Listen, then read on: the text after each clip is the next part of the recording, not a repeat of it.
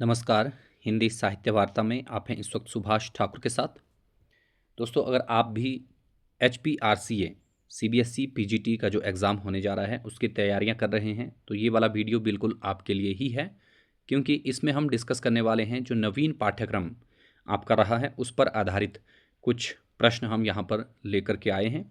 I hope इनसे आपको थोड़ी सहायता हो जाएगी और आपको थोड़ा आइडिया मिल जाएगा कि किस तरीके के प्रश्न जो है वो बन सकते हैं आपको नए पाठ्यक्रम के आधार पर। तो यहाँ पर बहुत सारे प्रश्न तो नहीं है, थोड़े से प्रश्न हैं जिनसे आपको आइडिया मिलेगा, और बहुत ज़्यादा मुश्किल प्रश्न मैंने जानबूझ के भी नहीं रखे हैं। तो बाद में आप मुझे कमेंट सेक्शन में बोलते हैं कि भाई ये प्रश्न तो बहुत आसान है ना। तो ये सिर्फ पैटर्न है, और डिफ़िकल्टी लेवल मैं ये नहीं कहता कि बहुत ही ज़्यादा आसान रहने वाला है या फिर बहुत ही ज़्यादा मुश्किल होने वाला है। बस आपको यहाँ से आइडिया लेना है, और हो सकता है कि आपको इससे मुश्किल ही पेपर मिले। ठीक है, तो थोड़ा सा आप उस तरीके से फिर अपनी तैयारियां कर लीजिएगा। तो चलिए पहले हम इन प्रश्नों को देख लेते हैं, फिर आप पर डिपेंड करता है कि आप इनको कितना रेट करते हैं। तो अगर आपको अच्छा लगेगा तो ज़रूर कमेंट सेक्शन में बताइएगा, ताकि आगे के लिए भी हम वीडियोज़ आपके लिए लाते रहें। हालांकि लाइव क्लासेस में हमारे साथ जो है लगातार जो स्टूडेंट्स जुड़े हैं उनके साथ भी हम यही प्रश्नोत्तरी जो है साथ में साझा करते हैं। तो अगर आप लाइव क्लास में भी जुड़ना चाह रहे हैं तो भी आप जो है कमेंट सेक्शन में जा करके बता सकते हैं, या फिर हमें व्हाट्सएप कर सकते हैं, जिसके लिए मैंने पहले वाली क्लासेस में भी आपको बताया है कि ये जो हमारा नंबर है इस पर आप जो है हमें कभी भी व्हाट्सएप कीजिए, आपको ज़रूर रिप्लाई किया जाएगा। तो जैसे कि आपने कहा था कि जो पहले आपके मॉक टेस्ट से रिलेटेड बात मैंने की थी, तो मॉक टेस्ट पर भी अभी काम चल रहा है। एंड थोड़ा सा इसमें चेंजेस ये हो गया कि जैसे आपका पाठ्यक्रम इसमें अपडेट हो गया, तो अब पाठ्यक्रम के आधार पर हमें जो है प्रश्नोत्तरियाँ तैयार करनी पड़ रही हैं, तो इसलिए थोड़ा सा डिले जो है हो रहा है। बाकी आपको देने को तो हम और भी चीज़ें दे सकता था, पर मैं ये नहीं चाहता कि आपको वो सारा मटेरियल जो है वो मिले। तो चलिए, ये तो बात होगी कि अगर आपने मॉक टेस्ट वगैरह लेने हैं या फिर नोट्स बाय करने हैं तो थोड़े दिन आप और ठहर जाइए। और हाँ, एक महत्वपूर्ण बात ये भी है कि जिन स्टूडेंट्स ने पहले हमसे नोट्स लिए थे वो एक बार संपर्क ज़रूर कर लें, क्योंकि इसमें थोड़ा सा अब अपडेट आया है तो उसको हम अपडेट करने की कोशिश भी कर रहे हैं। तो चलिए अब शुरू करते हैं आज की क्लास को। पहला प्रश्न आप लोगों ने अभी तक जो है स्क्रीन पर देख भी लिया होगा। ये है आपका जो आदर्शवादी कहानी रही एक टोकरी पर मिट्टी, उससे संबंधित। और इसमें आप देख रहे हैं, देखिए इसमें आता है जो एक टोकरी पर मिट्टी नामक कहानी रही है, ये किस पर आधारित रही है। तो यहाँ पर अलग अलग ऑप्शंस दिए गए हैं, लेकिन यहाँ पर सिंपल सी बात आपको याद रख लेना है कि ये जो कहानी है ये अमीरी और गरीबी के वैमनस्य पर आधारित कहानी रही है। बाकी चीज़ें इसमें आपके काम की कुछ भी नहीं थी। ठीक है। अकाल पर जो कहानी है वो कोई और ही है, इसको आप देखिएगा कि वो कौन सी है, वो आपके पाठ्यक्रम में शामिल है कहानी। ठीक है। बाकी अभिजात्य वर्ग की उदारता जो है वो इसमें नहीं दिखाई गई है। छुआछूत और सामाजिक वर्ग भेद इसमें नहीं है। हालांकि सामाजिक वर्ग भेद तो बोल सकते हैं आपकी उच्च वर्ग और निम्न वर्ग हैं, लेकिन छुआछूत की बात इसमें वैसे नहीं आई है। तो यहाँ पर आपका ऑप्शन नंबर सी जो है वो ज़्यादा उचित है।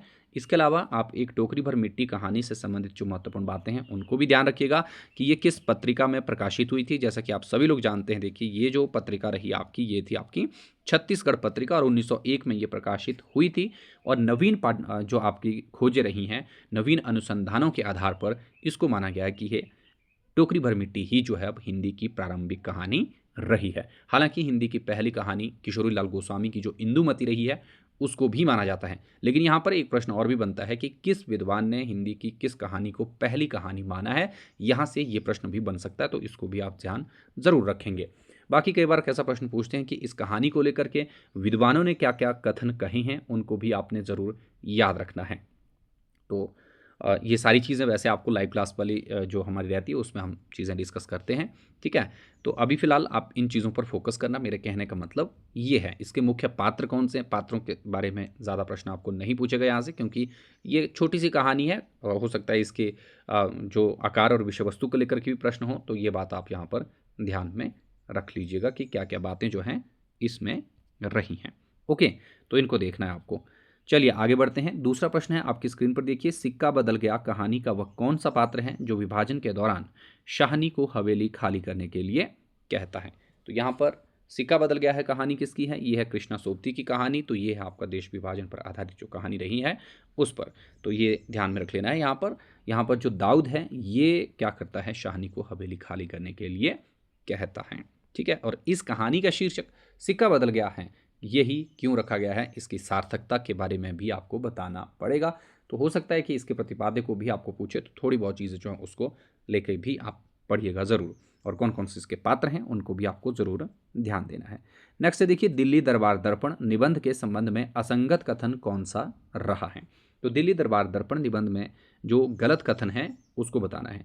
इस निबंध की शुरुआत काव्य पंक्तियों के साथ हुई है, तो ये बात महत्वपूर्ण है, ये आप सभी लोग जानते ही हैं कि इसमें पहले जो है राज रानी जो रही है राज राजेश्वरी, उनकी, फिर उनके युवराज की, और उसके बाद उनके जो प्रतिनिधि रहे हैं, है ना, भारतवर्ष में लॉर्ड लिटन, उनकी जय जयकार की गई है। ठीक है। और इसके साथ साथ एक और चीज़ की जय जयकार हुई है पंक्ति के शुरुआत में ही, काव्य पंक्ति में, तो वो आपको याद रख लेना है कि उसमें जो दिल्ली दरबार सज रहा है उसकी भी जय जयकार की गई है ना। उसको तम हरण कहा गया है कि ये अंधकार को हरने वाला है ना, दिल्ली दरबार को। तो इसको आप ध्यान में रखिए। यहाँ से पता चलता है कि ये राजभक्ति परक निबंध भी रहा और इसमें देशभक्ति परकता भी दिखाई गई है। साथ ही साथ भारतेंदु के जो भ्रम की स्थिति है उसको भी यहाँ पर दिखाया गया है। उसे भ्रम था कि ये जो दरबार है ये क्या रहेगा, हमारे लिए जो है ज़्यादा उपयोगी साबित हो सकता है भारतीयों के लिए। तो पहली पंक्ति है, निबंध की शुरुआत काव्य पंक्तियों से, बिल्कुल सही बात है। प्रारंभ में महारानी विक्टोरिया युवराज नृप प्रतिनिधि की जय जयकार की गई है, ये भी ध्यान रख लेना है। ऐड साथ में कर लेना है कि दिल्ली दरबार की भी इसमें जय जयकार हुई है। महारानी विक्टोरिया के उपस्थित जनसमूह एवं राजा महाराजाओं अंग्रेज अधिकारियों के सम्मुख हिंदुस्तान की राजराजेश्वरी का पद ग्रहण करने का वर्णन इसमें नहीं मिलता है। तो राजराजेश्वरी स्वयं नहीं आई है, बल्कि वहाँ पर वायसराय ही उपस्थित हुए हैं। ये बात आपको ध्यान रख लेना है। और वही उस बात की पुष्टि कर रहे हैं कि अब जो है भारत के ऊपर किसका शासन होने वाला है, ईस्ट इंडिया कंपनी की जगह जो है अब महारानी विक्टोरिया का शासन जो है होगा। ठीक है। तो ये बात इसमें ध्यान रखने वाली थी। अगला है, दिल्ली दरबार के अवसर पर भारतीय राजाओं को रेशमी झंडे और सोने के तमगे दिए गए थे। तो ये बात भी बिल्कुल सही है। इनको शासनाधिकारी बोला गया है जिनको रेशमी झंडे और सोने के तमगे दिए गए थे।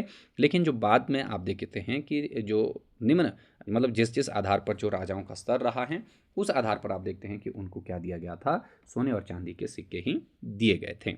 और यहाँ पर ये रेशमी झंडे और सोने के तमगे दिए जाने के पीछे की मंशा क्या रही, इसको आपने ध्यान रख लेना है कि इसके पीछे था कि वो अब पूरी तरह से किसके अधीन है, राजराजेश्वरी के अधीन हो गए हैं, है ना। तो अधीनता का या दास्तां का प्रतीक थे वो एक तरीके से।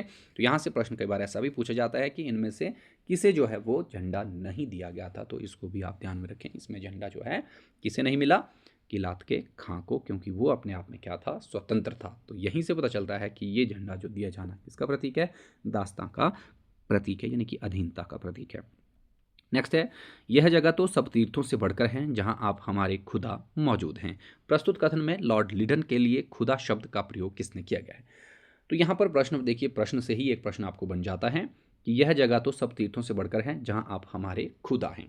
तो ये खुदा शब्द यहाँ पर किसके लिए इस्तेमाल किया गया है, तो याद रख लेना है, लॉर्ड जो वायसराय रहे हैं लॉर्ड लिटन, उनके लिए इस शब्द का प्रयोग किया गया था।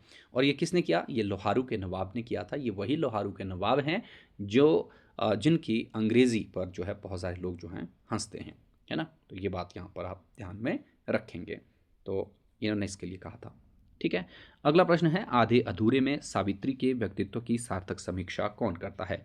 आधे अधूरे हिंदी का प्रसिद्ध नाटक माना जाता है जो समकालीन नाटकों की श्रेणी में आता है, और यहीं से माना जाता है कि जो नींव का पत्थर भी इसको बोला गया है आधुनिक नाटकों में, है ना। मील का पत्थर, नींव का नहीं, मील का पत्थर। ओके। इसके साथ साथ यहाँ पर सावित्री इस नाटक की मुख्य पात्र रही हैं। इसमें किन किन चीज़ों को बताया गया है उसको भी आपने ध्यान रखना है। अब यहाँ पर पुरुष जो 4 है, देखिए ये इसकी क्या करता है, समीक्षा करता है एग्जैक्टली, ठीक है, या सार्थक समीक्षा करता है। ठीक है। तो इस बात को आप ध्यान में ज़रूर रखें कि किसने जो है सावित्री के व्यक्तित्व की सार्थक समीक्षा की थी, पुरुष 4। अब आपको यहाँ पर ध्यान रख लेना है कि ये जो पुरुष 4 आया है इसमें ये कौन है। ठीक है। तो इसके बारे में भी आपको प्रश्न जो है वो बन सकता है, तो बहुत महत्वपूर्ण है ये। तो पुरुष 4 जुनेजा हैं, और पुरुष 3 जो हैं ये कौन है, ये जगमोहन है। पुरुष 2 जो है सिंघानिया है। पुरुष 1 यहाँ पर कौन है, महेंद्रनाथ है। ठीक है। तो इसको आप ध्यान में रख लीजिएगा। और सावित्री की नज़र में यहाँ पर भरा पूरा जो पुरुष है वो किसे मानती है, या कंप्लीट पुरुष पुरुष किसे मानती है, ये भी आपको याद रखना है और इसको बताना भी है। ठीक है, इसको याद रखिए। इसका प्रकाशन वर्ष कब का था, इसके अन्य पात्र जो हैं वो कौन कौन रहे हैं, उन सब के बारे में आपको जानना है। हो सकता है इसके बारे में आपको प्रश्न बने। ठीक है, चलिए आगे देखते हैं हम। आधे अधूरे के संदर्भ में लेखकों के सही कथन कौन से हैं। तो यहाँ पर जितने भी कथन रखे गए हैं, देखना ये सारे के सारे सही हैं। ऑप्शन नंबर डी जो है आपका इसमें क्या हो जाएगा, बिल्कुल सही हो जाएगा। जिसमें सबसे पहले यहाँ पर डॉक्टर बच्चन सिंह आते हैं, जिन्होंने बोला कि आधे अधूरे एक विवादास्पद नाटक है और मुख्य मुद्दा क्या है, इसका नाट्य प्रयोग बताया गया है। जबकि नेमीचंद्र जैन कहते हैं कि आधे अधूरे कोई बड़ा विक्षोभकारी सर्जनात्मक अनुभव जो है वो प्रस्तुत नहीं करता। कृष्णदेव झारी ने बोला कि आधे अधूरे में मध्यवर्गीय परिवार की जो विडंबनाएं हैं उनका यथा तथ्य चित्रण इसमें प्रस्तुत किया गया है। तो तीनों ही कथन महत्वपूर्ण हैं, हो सकता है आपको परीक्षाओं में पूछे जाएं, तो इसलिए इनको भी थोड़ा सा आपने याद रख लेना है। चाहे वो कहानी है, चाहे वो निबंध है या फिर नाटक है, उन संबंधित कहानी, नाटकों या उपन्यासों के बारे में बाकी विद्वानों ने क्या कहा है, ये चीज़ भी आप एक बार ज़रूर याद रखें। यहाँ से प्रश्न बन सकता है आपको एक आधा। ठीक है, तो ये भी आपको देखना है। चलिए नेक्स्ट देखते हैं। 7वां प्रश्न आपकी स्क्रीन है। शिवमूर्ति निबंध के लेखक कौन है। तो ये तो बहुत साधारण सी बात है। तो एक चीज़ इस प्रश्न को रखने के पीछे मंशा ये थी कि आपको सिंपल सा ये ध्यान रख लेना है कि जितने भी आपके पाठ्यक्रम में रचनाएं लगी हैं, पहल तो आपको उनका और उनके रचनाकारों का नाम पता होना चाहिए, क्योंकि एक दो प्रश्न आपको बिल्कुल आपके पाठ्यक्रम से ही दिखेंगे, है ना। तो उसको बिल्कुल अच्छे से आपने पढ़ लेना है, ये काम की चीज़ हो सकती है ना। तो यहाँ पर प्रताप नारायण मिश्र हो जाएगा, जबकि भारतेंदु हरिश्चंद्र का दिल्ली दरबार दर्पण और स्वर्ग में विचार सभा का अधिवेशन, ये दो निबंध जो हैं आपके पाठ्यक्रम में शामिल हैं। बालकृष्ण भट्ट का निबंध आपके पाठ्यक्रम में नहीं है। उनका महत्वपूर्ण है साहित्य क्या है, जो आपका जनसमूह के हृदय का विकास है, ये बहुत महत्वपूर्ण है इनका निबंध। ठीक है, बाल मुकुंद गुप्त इनका है शिव शंभू के चिट्ठे, इसको आपने ध्यान देना है। ओके, तो ये काम के हो सकते हैं, आपको इसको याद रखिए। आगे आया है यहाँ पर निम्नलिखित जो निबंध रहे हैं उनको बोला गया है कि सही क्रम से आपको रखना है। तो यहाँ पर निबंध जो भी आपके पाठ्यक्रम में निबंध है उन्हीं को फिर से रखा गया है। तो यहाँ पर इसको आपको बताना है कि इसमें कौन सा क्रम जो है वो बिल्कुल सही हो जाएगा। तो यहाँ पर देखिए शिव शंभू के चिट्ठे, ये रही आपकी 1906 के आसपास की कृति। कविता क्या है, ये है 1909 की, यानी कि ऑप्शन नंबर सी जो है आपका बिल्कुल सही होने वाला है यहाँ पर। ठीक है, अशोक के फूल 1948 में, और अंगद का पाँव जो है ये 1968 के आसपास की कृति हो जाएगी। ठीक है, तो इनको आप ऐसे करके ध्यान में रख लीजिए, और जितने भी इसके अलावा और आपके निबंध हैं उनको भी देखना है कि वो कब कब जो है प्रकाशित हुए हैं, है ना। ये प्रश्न भी आ सकता है ऐसे करके। जैसे गाथा कहने से प्राकृत का बोध होता था, वैसे ही दोहा या दोहा कहने से अपभ्रंश या प्रचलित काव्य भाषा का पद्य समझा जाता था। ये कथन वैसे आचार्य रामचंद्र शुक्ल का है यहाँ पर, इसको बिल्कुल आप ध्यान में रखेंगे। लेकिन हजारी प्रसाद द्विवेदी ने भी दोहा और दोहा एंड जो आपका गाथा और गाहा को लेकर के कहा था। ठीक है, तो उन्होंने कहा था कि दोहा जो है क्या है, अपभ्रंश का छंद, लाडला छंद रहा है। ठीक है, या उसको लाडला छंद की संज्ञा उन्होंने दी थी, ये बात आपको ध्यान रख लेनी है। और गाथा उन्होंने बोला कि ये प्राकृत का अपना छंद है। ठीक है, तो दोहा को उसने बोला कि आपका जो अपभ्रंश रही है उसका अपना छंद है, और गाथा जो है ये किसका है, प्राकृत का छंद है। इसको ध्यान रख लेना, ये हजारी प्रसाद द्विवेदी ने कहा था, जबकि शुक्ल की पंक्ति यहाँ पर रख दी गई है। ठीक है, फिर उसके बाद आता है राजमती के विरह वर्णन और बीसल देव के उड़ीसा से लौटने की जो घटना है, ये बीसल देव रासो के किस खंड में वर्णित है। तो यहाँ पर इसका सिंपल सा आंसर हो जाएगा आपका जो ऑप्शन नंबर बी है। देखिए खंड 3, इसमें ये चीज़ वर्णित होती है।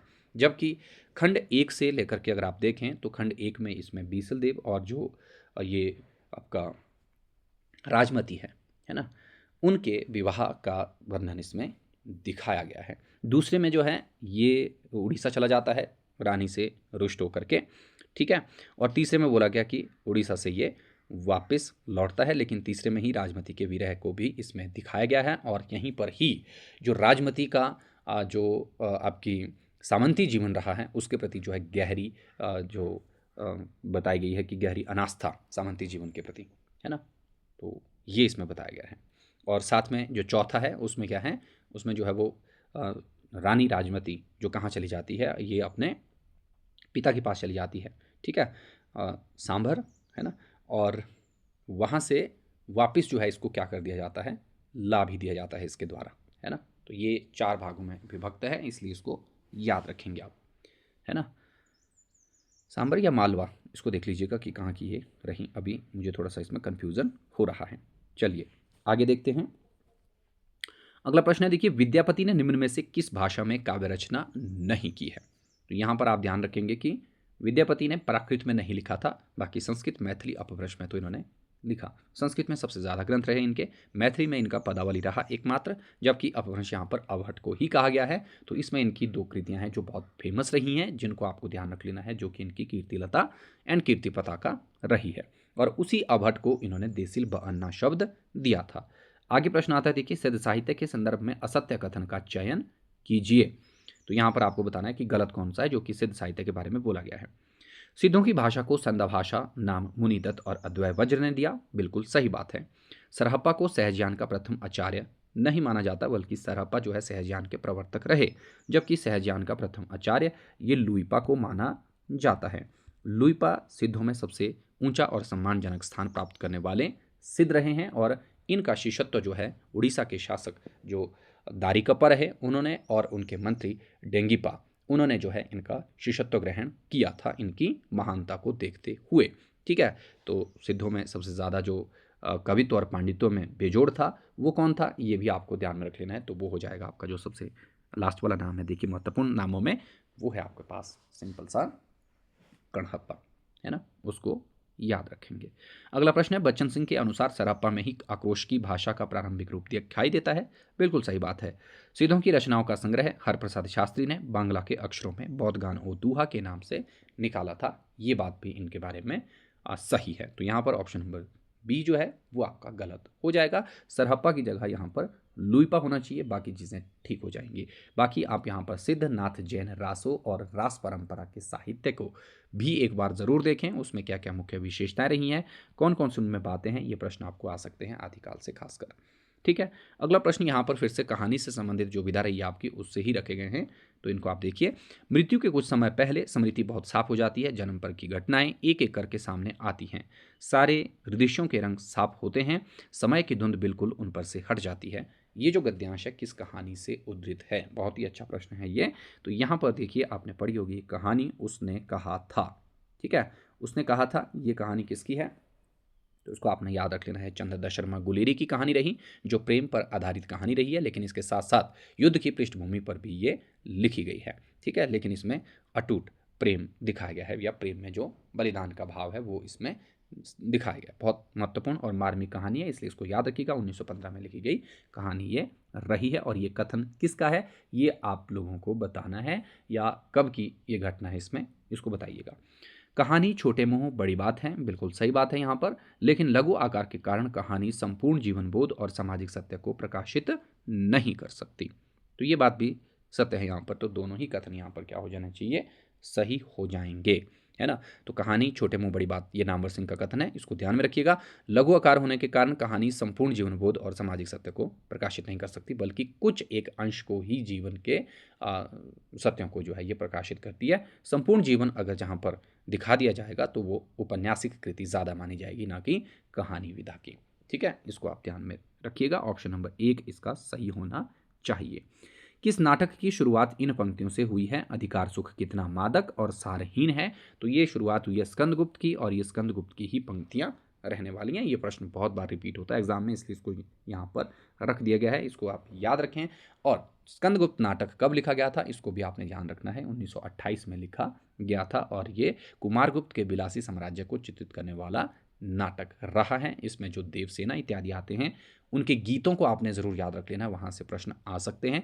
इसके अलावा इसमें जो अन्य कथन आए हैं वहाँ से प्रश्न आपको बनते हैं। पात्रों के बारे में आपको ज़रूर कथन बनता है नाटकों इत्यादि से, तो वो आपको ज़रूर जानना है। और पात्रों का जो वैशिष्ट्य है, यानी कि उनमें क्या क्या विशेषताएं रहीं, उनको भी आप एक बार ज़रूर देखें, क्योंकि वहाँ से भी प्रश्न आ सकते हैं।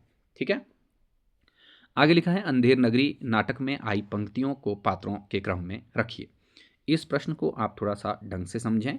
तो यहाँ पर क्या बोल रहा है कि जो अंधेर नगरी है नाटक, इसमें जो काव्य की पंक्तियाँ आई हैं उनके पात्रों के साथ उनको एक तरीके से मिलाना है कि किस क्रम में ये आएंगी सही मायने में। तो इसलिए इसको आप एक बार ज़रूर देखिए। सबसे पहली पंक्ति है, चूरन साहब लोग जो खाते सारा हिंद हजम कर जाते।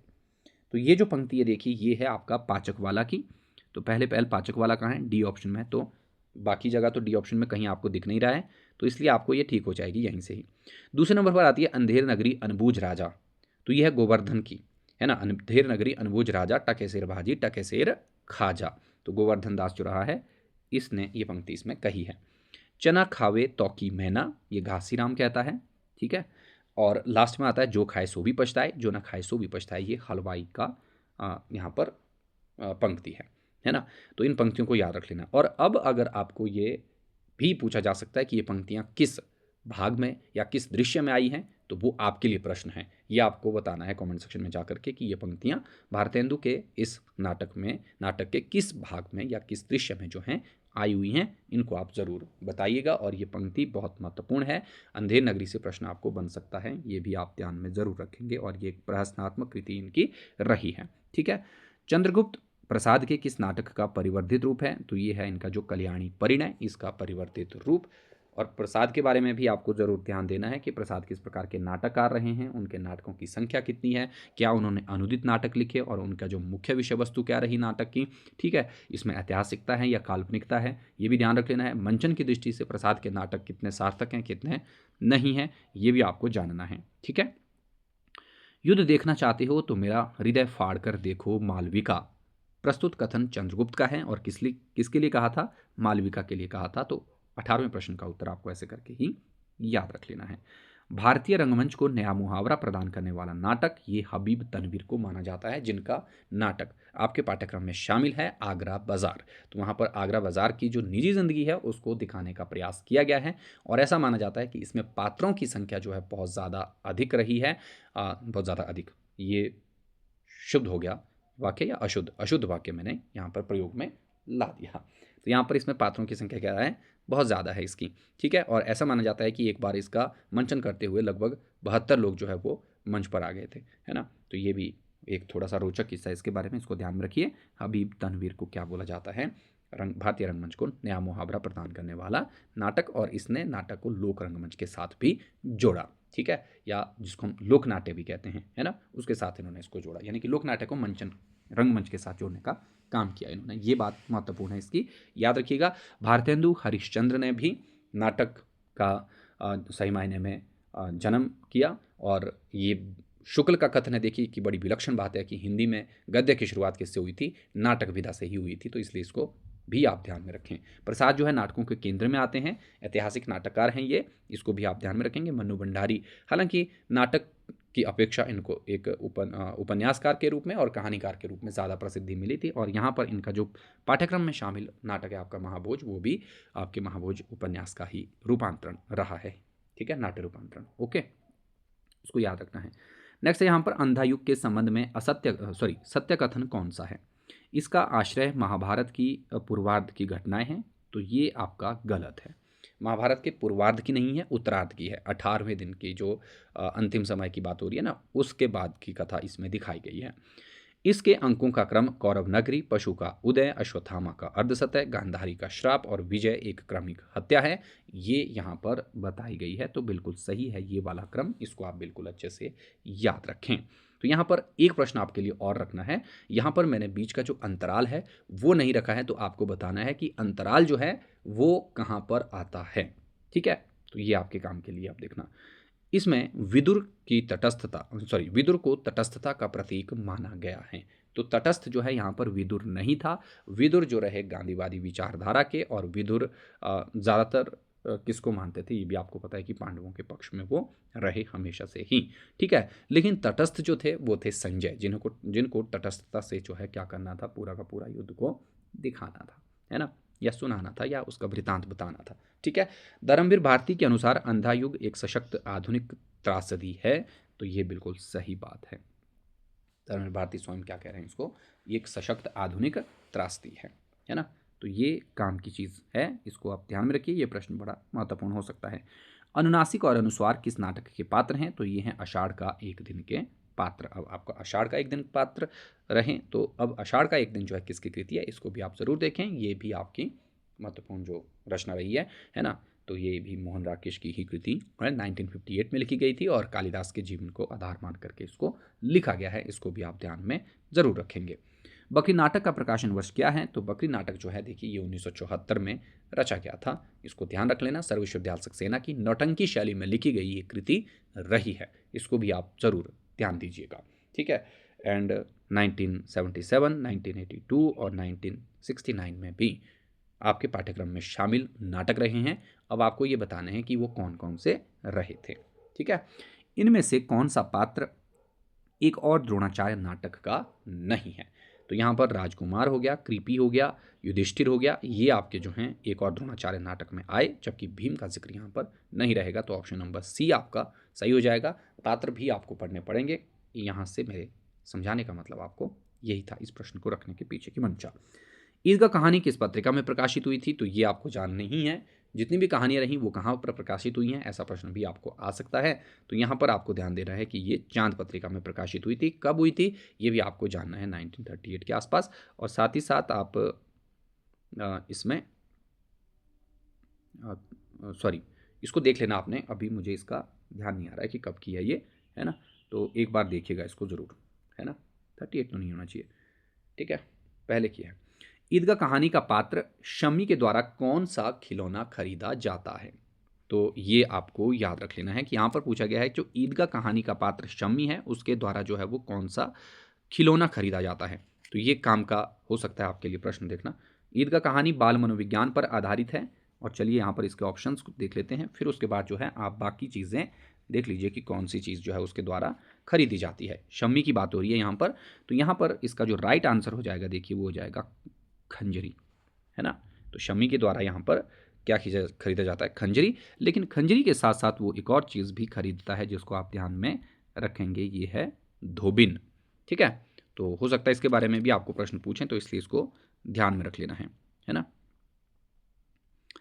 हाँ, 1933 में प्रकाशित हुई थी, बिल्कुल ठीक है, ओके ओके। 1933 के आसपास जो है इसको प्रकाशित किया गया था। ये याद रखने वाली बात हो सकती है ना। जो पहले मैंने बता दिया था आपको 38 है ना, तो 33 करना है इसको, ओके। अब इसके अलावा सिपाही कौन खरीदता है? तो सिपाही खरीदता है नहीं, नूरे नहीं होता है यहाँ पर। सिपाही आपको याद रख लेना है कि महमूद जो है यहाँ पर किसको खरीदता है? सिपाही खरीदता है, ठीक है। भिश्ती किसके द्वारा खरीदा जाता है? ये भी आपको याद रख लेना है। तो मोहसिन जो है वो भिश्ती को खरीदता है ना। अब इन बच्चों के पास पैसे कितने हैं वो भी आपको बताने हैं, ठीक है। जैसे मोहसिन के पास थे कुल 15 पैसे, है ना, एंड महमूद के पास थे 12 पैसे, ऐसे था ना कुछ। तो इनको याद रख लेना है आपको साथ साथ में। हो सकता है इससे भी आपको प्रश्न पूछें। और हामिद के पास टोटल कितने पैसे थे ये आप मुझे ज़रूर जो है एक बार बताइएगा कमेंट सेक्शन में जा करके। वकील कौन खरीदता है? वकील खरीदता है नूरे, है ना। अब ये आपको मिलान को भी पूछे जा सकते हैं कि जो नाटक में आए हुए पात्र हैं इनके द्वारा जो खरीदे गए खिलौने थे उनको इनके साथ सुमिलित कीजिए, ठीक है। बाल मनोविज्ञान पर आधारित ये कहानी रही जिसमें जो आपका मुस्लिम समाज का अंकन है, समाज की जो ऊंच नीच है उसको दिखाने का प्रयास भी किया गया है, ठीक है। और सबसे ज़रूरी चीज़ कि यहाँ पर जो बात आती है कि ये कहानी जो रही है गरीबी में भी जो हमारे उच्च संस्कार हैं उनको चित्रित करने वाली कहानी रही है। वेरी वेरी इंपॉर्टेंट है ईदगाह कहानी, इसको आप याद रखेंगे। दिल फरेब के शहर का नाम क्या रहा? यह है दुनिया का सबसे अनमोल रत्न नामक कहानी की मुख्य पात्र दिल फरेब, ठीक है। और इसके शहर का नाम है मीनो सवाद। ये बात आप याद रखें इसकी, ठीक है। अगला प्रश्न इसी से ही रखा गया है, दुनिया का अनमोल रत्न कहानी से ही। इसमें पूछा गया है कि किसे मोहब्बत के रास्ते की पहली मंजिल माना गया है? तो ये मजबूत इरादा माना गया है कि मोहब्बत के रास्ते की पहली मंजिल है। और ये बात किसने बताई है? ये भी दिल फरेब के द्वारा ही बताई जाती है। किसको? जो आपका दिल फिगार रहा, जो उसका प्रेमी है, ठीक है। इसको याद रखेंगे। नेक्स्ट क्वेश्चन है देखिए, राय कृष्ण दास ने हिंदी की पहली कहानी किसे माना था? तो हिंदी की पहली कहानी किसने किसको माना? ये प्रश्न मैंने पहले भी आपको बोला था कि इससे प्रश्न आ सकता है, तो इसलिए थोड़ा सा इसको याद रख लेना है। तो यहाँ पर जो सबसे महत्वपूर्ण बात है देखिए वो है आपका राय कृष्ण दास। तो इसने हिंदी की पहली कहानी माना था दुलाई वाली, जो कि बंग महिला की कहानी रही इसको। और इसके अलावा चंद्रदेव से मेरी बातें, ये कहानी किसकी रही? तो ये आपको याद रख लेना है, बंग महिला की ही कहानी रही, लेकिन इसको माना था भवदेव पांडेय ने। ये भी आपके काम की बात हो सकती है। भवदेव पांडे किसको मानते हैं? चंद्रदेव से मेरी बातों को मानते हैं कि ये हिंदी की पहली कहानी रही। प्रणयनी परिणय ये बच्चन सिंह नेमानी की हिंदी की पहली कहानी है। और ये किसकी कहानी है इसको भी आप याद रखें, ये है किशोरी लाल गोस्वामी की कहानी प्रणयनी परिणय। 1887 में इसको लिखा गया था। ठीक है, जबकि उसने कहा था ये 1915 की कहानी है, चंद्रदत्त शर्मा गुलेरी के द्वारा लिखी गई थी। इसको किसने माना? राजेंद्र यादव ने कहा कि ये हिंदी की पहली कहानी रही है। तो हिंदी की प्रारंभिक कहानी से भी आपको प्रश्न पूछा जा सकता है। आचार्य रामचंद्र शुक्ल किसे हिंदी की पहली कहानी मानते हैं, ये भी ध्यान रख लेना है। और साथ ही साथ आपको एक और चीज़ याद रख लेनी है कि आचार्य रामचंद्र शुक्ल के द्वारा लिखी गई कहानी को हिंदी की पहली कहानी किसने माना था और वो किस शीर्षक से रही। बहुत सारे प्रश्न आपके लिए छोड़ दिए मैंने, इनको आप लोग एक बार जरूर देखें। अगला प्रश्न आता है यहाँ पर 29वां, सही मिलान कौन सा नहीं है? तो यहाँ पर पूछा गया है कि सही मिलान हीराबाई तीसरी कसम की पात्र रही है, बहुत महत्वपूर्ण पात्र है ये। ठीक है, इसको ध्यान में रखिएगा। चंपिया लालपान की बेगम की पात्र है, बिल्कुल सही है। मालती चीफ की दावत की कहानी की पात्र जो है वो नहीं है, ये है रोज़ कहानी की पात्र, इसको आप याद रखें। रोज़ कहानी अपने आप में महत्वपूर्ण है, जो कि एक पूरे परिवार में एक स्त्री की जो स्थिति है उसको दिखाने वाली कहानी है।